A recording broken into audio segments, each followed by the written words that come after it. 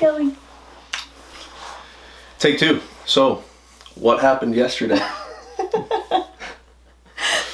We were eager. Yeah, we were excited. We were excited, enthused.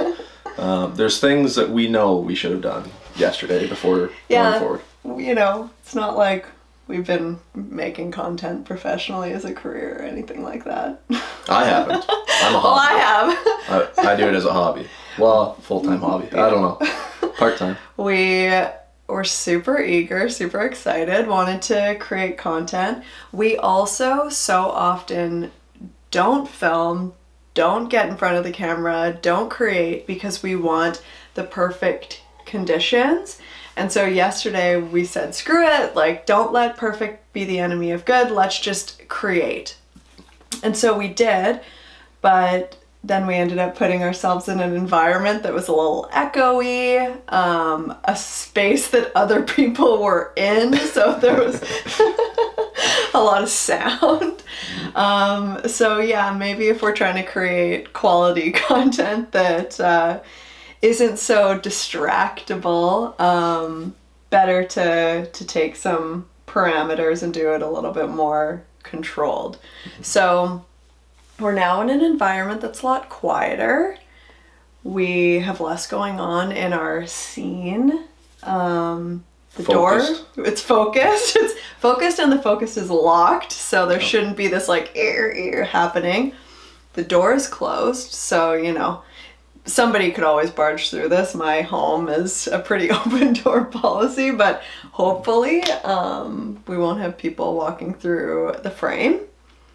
And yeah, we're excited to kind of take another stab at the video that we aimed to create yesterday, to share some of our ideas around fitness and particularly like goal setting around fitness as we embark on the new year, because I think this is just such a key time where a lot of people have healthy, active living at the forefront of their mind. They want to do good for themselves around this time of year, and that's really cool. So why not, lean into that and just share some of our ideas around that. Yeah, it's the new year, right? We had these goals. We touched on it yesterday, but given what we've seen, what we've experienced in our own lives, to get excited about doing a new thing is very easy to talk about, very easy to sit, brainstorm, idealize, imagine, envision.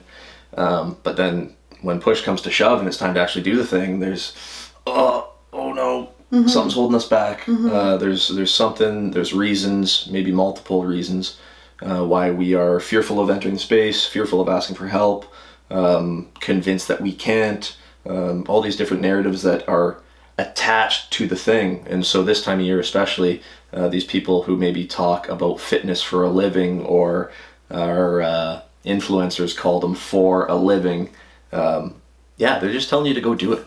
Do it. This is your year, you can do it. We're just acknowledging that trying new things is hard. Stepping into a gym is especially hard, and we want to help you ask yourself the questions as to what is holding you back. Right? Is it my fear of what other people think of me? Is it that I think I should already know how to do these things? And so we had a conversation yesterday where somebody was like, I'm this years old, I should be able to do this, I should know this already. I should know my way around the gym, I should know how to do all these things. And we're both, Kevin and I, are sitting there being like, why? Why should you know how to do that? You've never done it before, and I certainly don't have the assumption that you should know how to do anything. So it's just interesting, the stories that we tell ourselves. The only thing you know is what you've learned, and the only thing you've learned is what you've placed yourself in a situation to be able to learn. Right. And so if I go to the gym and I think, I should know how to do this, the first opportunity at somebody giving me assistance, coaching, guidance, I'll say, yeah, for sure, I know. And that is stopping that learning process. But so, we touched on it yesterday, where, the ability to say, I don't know what I'm doing, I'm new. And so then therefore having the permission to seek guidance, coaching, and assistance from your partner, from your trainer, from your peers, from your friend, and then seeking the support of those around you, whether that be your family members and your friends, to say, hey, 2024, I want to do this. I don't know what I'm doing. I don't really know what to ask for, but hey, I'm going to start taking these steps. And if you're anything like we were yesterday, those first steps might not go according to plan. And so I guess the next thing we can talk about is, what could we have done as soon as we found out that our video got cut off, that we got barged in on by the dog. That was the dog. That was Mac, by the way. He's a good boy. Kurt came and visited us, turned the lights on and stuff. But what could we have done? I know that my initial reaction was like, right? What could we have done to see that we weren't doing this right here? I don't know. Sometimes I think that there are parameters you can, of course, put in place to make sure that success is more imminent. But I also believe that, you know, failure, perceived like getting it wrong, is also a part of life. And so when that happened to us yesterday, my immediate thought was like, oh, this is just our first test of 2024. Kev gets so annoyed sometimes when I go to that, like, it's a test, it's an opportunity, whatever. But that's just very much my mindset. So my initial piece was like, hey, we're sitting here talking about this idea of like failure happens, like how quick is your bounce back, how resilient can you be in the face of adversity. And so truthfully, like, my mindset just went to like, this was our first sort of like test. Can you practice what you preach? Can you put something out there and try something even though it might be new, even though maybe it isn't going to go so well? So I don't know. In the case of yesterday, yeah, we could have taken all of the measures that we've now taken today. We could have done more of a project plan. We could have set up our environment a little bit better. Like, hindsight, of course, allows us to reflect and take lessons away from things that didn't go so well. But there's also a big part of me that is like, I don't know, maybe that was a cool test. Maybe that was a cool opportunity for us to learn those lessons or relearn those lessons that we already knew. So yeah, I'm not like hard on us for having not done it just as we knew we should have the first time. And I think like that's even something that in our video yesterday that got cut off, something that we talked about was this idea of like resilience. And yeah, you might create a goal to go to the gym a certain number of days per week or whatever, eat a certain type of way, and then you might fall off and not accomplish that said goal. But your ability to recognize that, okay, what could I have done differently, and then try again right away, not waiting for like, oh, February 1st we'll try again, or next Monday, or whatever imaginary parameters we put on these things, just right away. Okay, like, how am I going to bounce back from this? And so yeah, I don't know. I don't want to dwell on the point too much that it, like, we could have done things differently. I think that we learned and we're trying again, and that's what is the most important, at least right now. Yeah. Yes, not dwelling on how it could have gone, but what I do want to hammer is that we're back. We're here.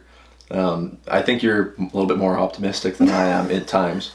When I saw what the video looked like, saw the result, XYZ, I had to reel myself in from the depths. I was pissed. I F this, flip the table, it's over, this is stupid, right? All these thoughts come in. And I could literally see that, so I went out to the gym. I was like, I'm gonna go take 10 minutes in the gym and just like go do my walk or my pull-ups or whatever. I'm just gonna give you a minute. But so then that was my opportunity to see things as they were rather than how I was seeing them at the time, right? Okay, we had a video, it was a great thing, it was meant to be great in the messaging, it was not the best result, and so what do we make of this? And the reality is that after thinking on it, like, everything that you're trying to start doing starts like this. There's always challenges, there's always mishaps, there's always things that don't go quite right in this instance, and I think it's beautiful that it's happened that way. We fell down, we got back up. It's the very next day. We're playful. We are like fully acknowledging like Yo, this video, disaster. If you watch it, if you get through it, I'd be surprised. Maybe this one you'll get through and then be like, you know what, I was partway through that one and didn't get all the way through. Maybe now you'll go back and watch the whole thing. I don't know. But all to say, we're back, we're doing it. We intend on, letting our light shine in 2024. That's my motto. I'm saying it here, saying it now. There's been multiple instances, including yesterday's mishap, where daily I'm faced with instances of, am I being my best? Is this my personal best? Am I behaving how I want to behave? Am I doing what I aim to do? And I think that's a real interesting lens to put on, to say, is this me being my best? Is this me letting my light shine? And now we get to encourage each other to do that. We're proving that we are going to do that. And with every hiccup, every trip, every fall, every instance like we just sustained, we'll get to bounce back. And that's really cool. I hope that others can take from this message. For sure. So going back to what Kev was saying earlier, I think the word permission is super key. And it's something that we literally say out loud to the other. Like, I can remember a time where both of us were really struggling to take rest or to have a day that felt not productive. We're both like high achievers, like to do a lot. And so we would literally have to say to each other out loud, today is a rest day. You have permission to lay around and do absolutely nothing, to watch movies, like whatever things you want to do, like you have total permission. And there's something, maybe that seems really novel. There's something really cool about giving yourself permission to not be whatever, rule that you've given to yourself. And so when it comes to fitness or working out or going to the gym or trying something new that you've never done before, you can acknowledge to yourself, like, trying new things is hard. It's intimidating. I feel intimidated. I feel overwhelmed. And that makes sense because this is new to me. And so I'm going to give myself permission to get it wrong, to try something new. And I'm just going to see how it goes. And I'm also going to give myself permission to, fail or feel uncomfortable or whatever, because I know that I have the ability to bounce back. It's fine. The giving of permission to oneself, what you've been able to teach me in the idea of this has been huge, because it is the permission to rest on a rest day. It's the permission to be average in my attempts at being great. It's my permission I grant myself in being below average in my attempts to be average, right? Like, literally every journey we are on sees that we are either beginner, intermediate, pro, expert, right? However you want to scale it. And the only way you can get to the next step is giving yourself the permission to be a step, one step, two steps, three steps below where you're actually trying to get to. And so, how beautiful is it if you can say, yeah, I'm allowed to not be good at this because I'm not good yet. I'm giving myself permission to not know these things because I don't know yet, right? In this conflict, this conversation, I don't have the words, and so I have to give myself permission to find them. And this idea of permission is just one to really ponder on and one to really discuss with those around you, and I think it's a really beautiful thing.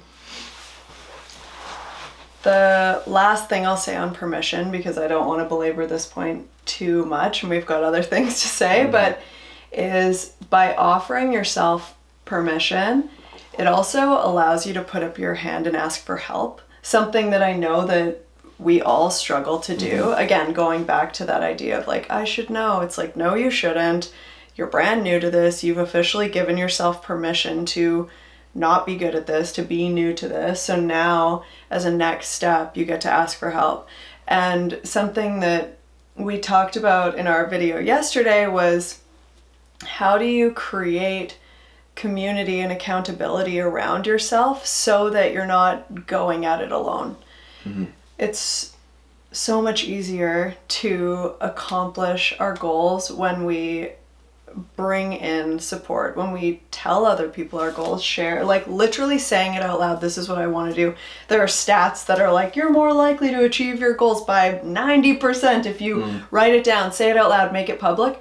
That's not the stat, but it's something egregious like that. And so, yeah, how can you ask for help? How can you create community? So something that Kev did, I hope it's okay that I share. Oh, share away. That he, at Christmas time this year, wrote letters to all of our family members. So my family members and his, and to say, these are the ways that I want to be a teammate to you. Like, this is what I love about our relationship, and these are the things I want to see happen to our relationship, the investment I want to make to see certain specific elements of our relationship grow. And I thought that was so cool. It was so kind and beautiful to be able to put yourself out there to say, like, please be my teammate in this. I want to be yours. And I think that we all have the potential to do that with the people who are around us. And if you don't have people immediately around you who are supportive of the goals that you're trying to achieve, I fully acknowledge that we're not all in that situation. How can you find a community, whether that's finding a community online or making friends with people at your local gym, even if it's just simply the person sitting at the front desk. When we were in Belfast, the team that worked at the gym, like, shout out to Better Belfast, they became, I loved seeing them every day. It created this accountability, like, hey guys, like, as soon as I walked into the gym. And I was just very grateful to have that sense of community there, because it was a new place, you know, where I didn't have that community existing. So in our video yesterday, Kev shared a story about how something that he started doing when we first moved home to Dryden was working to create community at our, you know, new local gym. Do you want to share what you did? Yeah, I'm wondering, because we talked for like an hour yesterday. Yeah. So we got cut off at 15 minutes. What have you heard? What haven't you heard? So this is part an attempt at saying what we've already said, but also condensing it a little bit and whatnot. But yeah, no, you know, community and people around us are in abundance. There are so many people around us all the time, and they are potentially our support system. And so our support system are the people around us. And I guess the question is whether or not that support system is one that we've tapped into, you know. And so the gym is an interesting place, and one that, you know, as we've said, is intimidating. And it's maybe intimidating for the reasons that is, everybody's walking around focused, stern, not looking at anybody, headphones in. And this is true in most cases, until you get to find yourself within conversation with the people at the gym. I've made the mistake, and I've acknowledged my mistake at the gym, where I might be there and it might be an opportunity for me to get out some rage, some negative energy. I'm very stern, very focused, very head down, and you know, how do I lighten my own mood, and how do I make the mood around me lighter? And what I began doing was starting conversations at the gym with people I've seen at the gym regularly. Mm-hmm. And, well, what does that look like? I pop a headphone out, I give them the look, it's the upward, hey, what's up? And hopefully they take out their headphone, and hopefully they look back, and hopefully I was inviting enough for them to, you know, get out of their sternness and be accepting of conversation. And then I've got my lines ready, I've thought this through. I say something along the lines of, man, what's your name? I see you around all the time. I've worked out around you for like months, years, whatever it be, and I've just never introduced myself. So my name is, and what's your name? Oh, yeah, we see you all the time. Oh, yeah, oh, you're crushing, you know. And then I get to compliment them and applaud them for their consistent efforts, and that they're crushing it. And I mean, if you're going to the gym consistently, like, gives that person props. You're crushing it, right? You're committed. And so yeah, I'll note something I've seen them do a lot of. Maybe it's something I'm scared to do or perform, and you know, maybe that opens up a conversation about that. But anyway, just to find some common ground. And so now having done this, and I've not been consistent in it lately. Maybe that's my shyness creeping in, and maybe I have to set the intention that, okay, when I go in today, I'm going to say hello to at least one person. But there was one week where I was like, hot streak. Like, I think I did like 5 in a row. Yeah.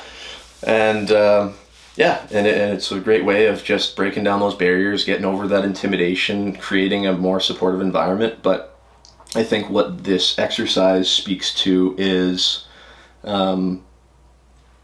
what little can be done in order to recruit others to your team. And so then, speaking of the letters that you were sharing about just there, I wrote each of my family members a letter this Christmas, and all from a place of love and trying to see them. They're quite personal, so I'm trying to tiptoe my way through this conversation here, but all in an effort to create more closeness amongst me and my family members. And it was a powerful exercise, and it was ultimately me extending a hand to say that I'm here to help you, and vice versa. I want to help you. I want you to help me. I want to be a team. Where do we exercise and emphasize teamwork? Because teamwork to me is everything. It's everything in the likes of what we get to do together. When I'm down, you lift me up. We become a team.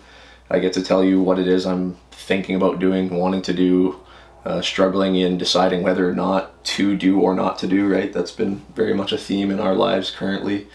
And without you as a teammate, well, then I could very well just be resentful and miserable and unmotivated and directionless and all these things that we can find ourselves in when we have so many ideas but no way of properly executing them. And so tapping your resources or potential resources, your potential support systems, making it very known what it is you intend to team up on.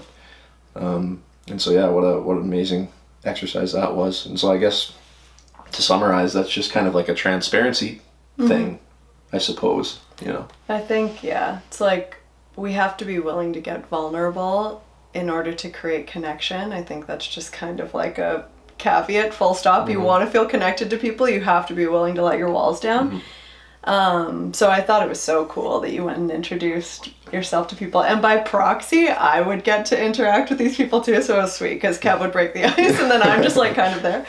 But it's cool because now when we go to the gym and we see these people that, I would have never interacted with anyway, even just a simple acknowledgement like a head nod, it creates this sense of community and accountability. And I really look forward to going to the gym. Like, I love being there. It makes me feel good about myself. I love the little social interaction that it provides. It's really a cool thing. So all to say, if there are ways that you can create community in your life to create accountability and support, amazing, and get creative with it and just look at the resources that are available closest to you, even the kind of unexpected ones, and make it happen, because it's such a game changer when it comes to actually seeing your goals through. Yeah, absolutely. Can't speak enough to teamwork and tapping your resources and creating those bonds and having to get vulnerable first in order to do that. I know it's something that's very hard to do. We can't underestimate how difficult it is, but how great the rewards are in extending those hands and extending those words. Definitely. Be kind to yourself. That's in essence what it is, right? If I'm trying to figure out a way of creating connection with you and I'm being hard on myself and I need help, but I'm saying you shouldn't need help. You don't ask for help, right? You shouldn't.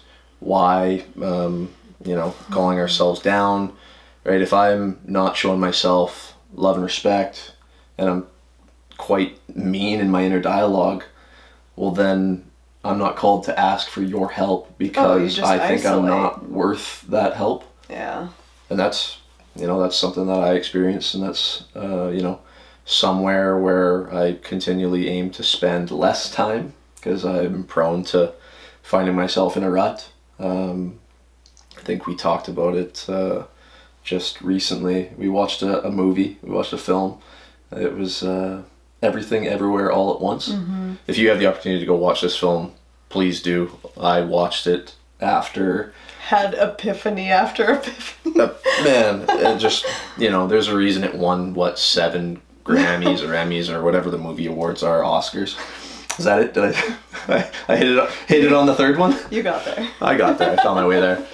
But again, yeah, this movie was really impactful, especially at the time that we watched it. We watched it together after what was a pretty low episode for myself. But then the movie was able to showcase exactly what I had experienced in my episode days prior, right? Depressive episode, very low episode, very apathetic, very sleepy, very withdrawn, very don't talk to me, don't, leave me alone, I'm not worth it. Very much like 3 days of that on another level. Just hiding away, sleeping for, ridiculous amounts of time. I think it was like a 16-hour sleep was the last day before we finally saw that, that upward trend start to begin. But yeah, if you can watch that movie and resonate with that movie to see that no matter what is happening in someone's life, they could just as easily fall into these ruts. And so nobody is exempt from feeling poorly about their situation, feeling poorly about the journey ahead, feeling, it happens to everybody. And so if you can be kind to yourself to say, it's not I don't have the words for this one. I don't want to say it's not as bad as it seems. I just want to find a better way of saying that with some adjustments you can find your way to seeing things a little bit more optimistically. You can feel better and get yourself out of that funk, right? And I think the thing you were saying to kind of kick off this thought train was the idea of teamwork, community, having people around you, asking for help, not isolating yourself, because when we feel alone or when we feel down, it's such a natural impulse to withdraw and try to, because we tell ourselves we don't want to burden other people and whatever else we might think, it just pulls us deeper and deeper into a bad place. And so if we're able to catch ourselves in those moments and tap the people around us, it prevents things from getting worse and allows us to keep that momentum and stay on the right track.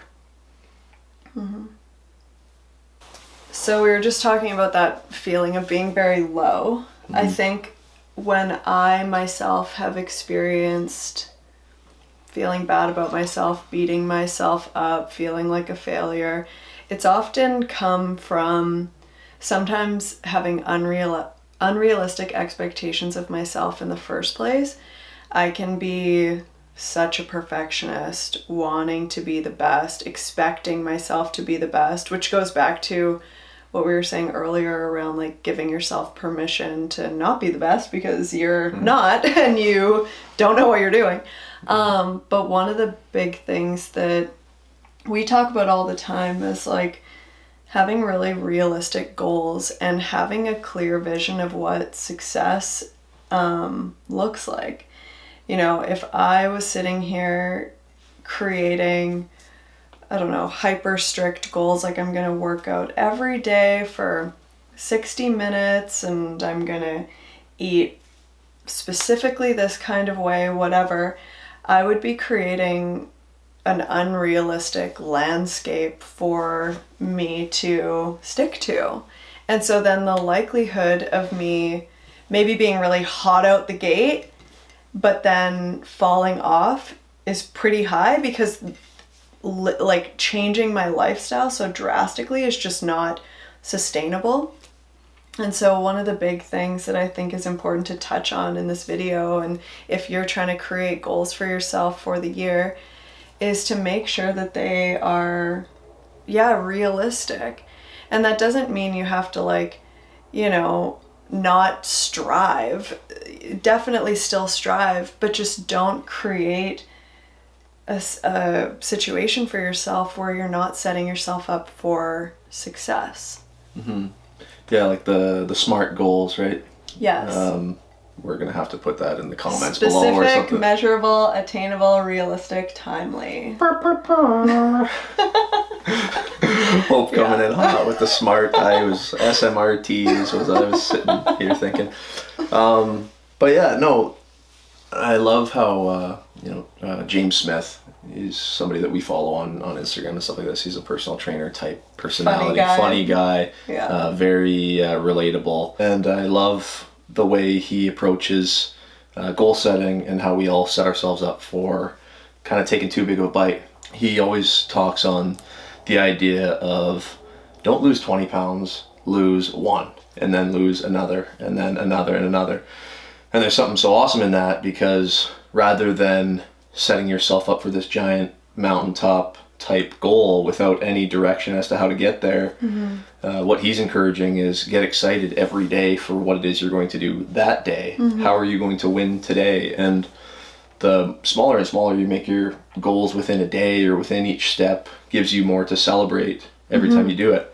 And so there's something really interesting that I know, at least when I'm putting this into practice, if I'm able to celebrate each day, be excited about what I'm doing that is small and incremental and one step at a time, then my whole mood, my whole being is way more optimistic. Right? Sure, and you're able to like catch a wave of momentum. I think it's like that's so important. If you create a realistic goal for yourself that you are going to be able to achieve, then you get to feel good about yourself and go into the next day feeling inspired to do it again, versus if you bit off more than you can chew, you maybe didn't meet your goal, now you're always trying to like just get going, and that can be really exhausting and feel really defeating. And so if you in the onset set yourself up for success with realistic goals, you're more likely to carry through that momentum. And yeah, I think we all know what that feels like. I have like an example of that recently where when we first moved home, my step count went from easily getting 10,000 steps per day, because in Belfast you walk everywhere, to like, gosh, I think I was getting around 2,000 a day when we first moved home, and that didn't feel good. I felt really sluggish. I started getting really fearful of like weight gain and things that, you know, I deal with. And so I was like, okay, so I need to walk more. So I Googled how, like at this pace on the treadmill, how many minutes do I have to walk to achieve 10,000 steps? And it was something around an hour and a half. And so I was like, okay, I am going to go out to the treadmill and walk for an hour and a half every single day, in addition to my workouts. And I never did it. I like did it to start and then very quickly fell off, because that's a massive time commitment on a daily basis. When we were in Belfast, I had to walk as a means to get to where I was going. It wasn't something that I was trying to like pencil in per se.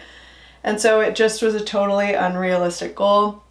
And not only did I not achieve it, but it led to me feeling down on myself. Like, what's wrong with me? I can't even just go for a walk on the treadmill every day.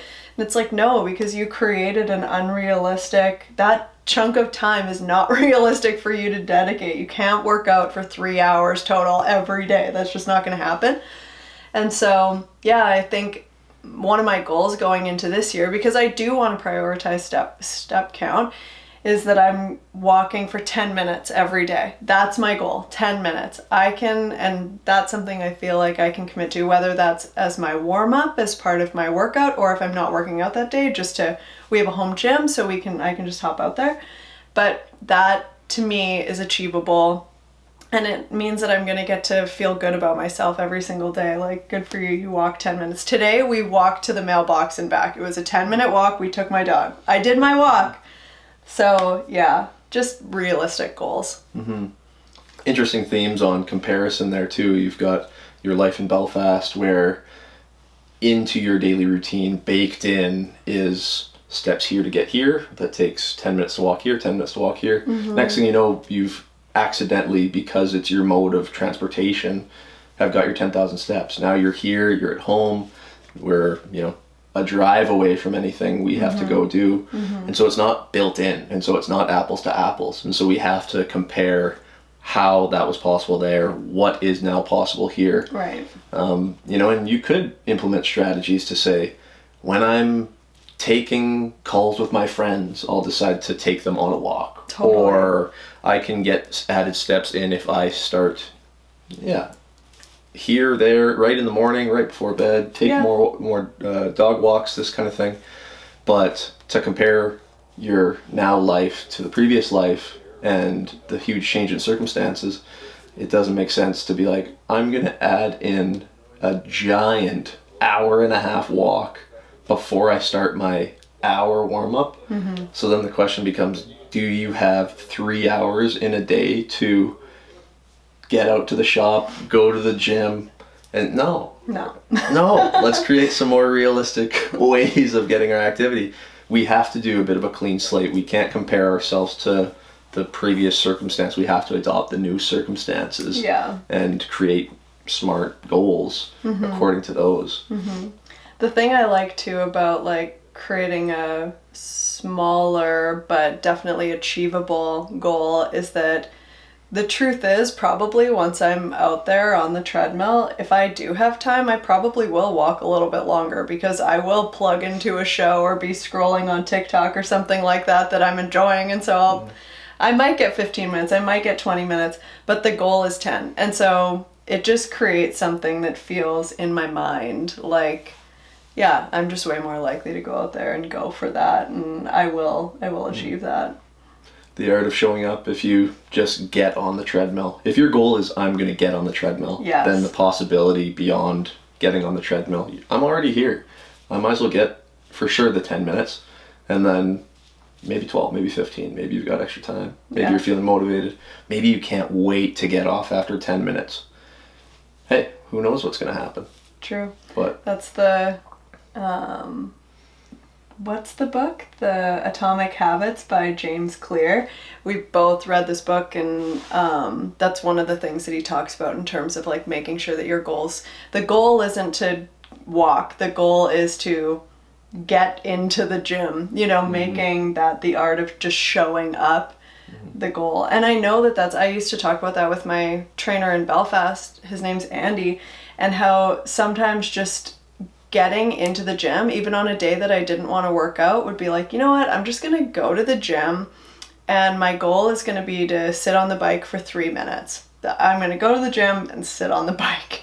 And every single time I would get there, well, I'm here, I might as well go like get under a squat rack. And then all of a sudden I've done an entire workout and I didn't even want to go. But the fact that I just showed up meant I got a workout in, which was pretty cool. Yeah, I really enjoyed that Atomic Habits book. It's obviously a pretty popular book. But yeah, the story of him, he says there's a very critical moment in the morning where I have the opportunity to sit at my laptop and start writing, or sit at my TV and grab the remote. He says the next hour will be determined by a choice that I make within 30 seconds. Yeah. And so if the big goal, the big thing, the big hour, the big walk is something we're not excited to do, maybe it is just putting our runners on. What happens next? Maybe it is just going and saying, I'm low expectations today. I might not heat up today, but I'm here, right? And so creating less ideal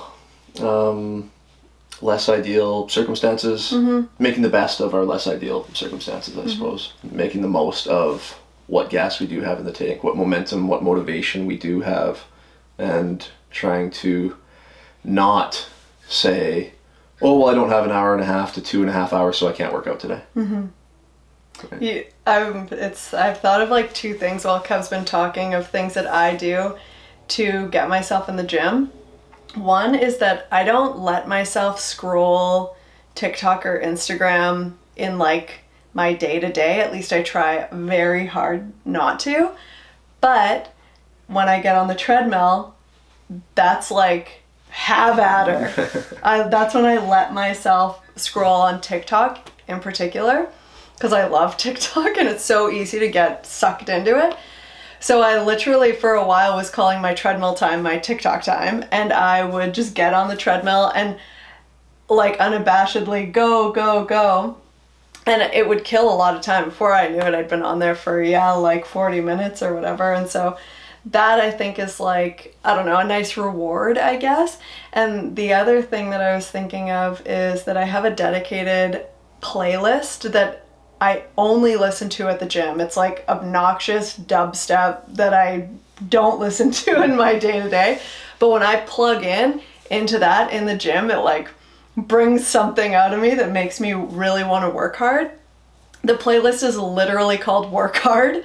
And so if I just put on that playlist, even if I'm like just sitting around in my house, because I've been listening to this exact same playlist, man, probably for like 7 years now in the gym in particular, it gets me in there. It makes me want to go. So it's just a cool, I don't know, little habit trigger that I guess I've created for myself without even intending to. But so if you have something like music or a reward for yourself or whatever that helps you achieve your goals, make that happen for yourself, whatever you gotta do. Yeah, and if there's any inspiration you can pull from, whether it is the music or the TikTok or the, little things we can reward ourselves with, that there's no end to that, because that's such an individual thing. We make our protein shakes post-gym also so good. So we refer to that as a tasty treat. And we'll come home from the gym and be like, it's time for our tasty treat. And then we'll make these like really nice shakes. And so that's like a good motivator too, because, we gotta have a protein shake. We're just putting all this work. Gotta. Yeah. Gotta. How do we wrap this up? This has been a lot of information. Yeah, I feel like, I don't know, we had some little notes, but I think if it's like to summarize, was, what did we start out with? Have like a sense of resiliency, show up every single day, even if you fall down, that's okay. Hopefully us attempting to do this with this take 2 of this video offers some kind of a example of that. An unintentional example of just trying to get back on the horse every day. Reframing for yourself what failure is and what success is, giving yourself permission to not needing to be perfect or get it right every single time. What else? Well, I think that everybody's situation is so unique to them. But what we can agree on is that trying new things is hard. It's intimidating. Going new places is hard and intimidating.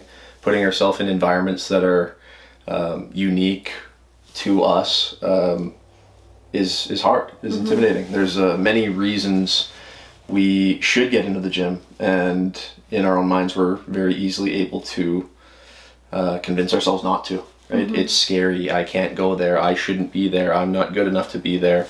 It's too hard. I will fail, right? And so, acknowledging that, big scary thing. It can be very much so. But by making things more achievable, by making things more fun, by taking yourself lightly, by not having to be the expert. Building a community.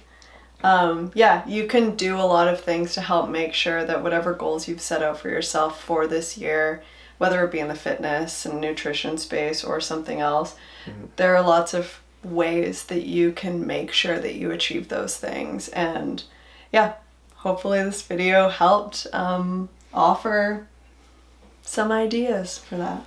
Be kind to yourself. Hit us up in our messages. And thanks so much for watching.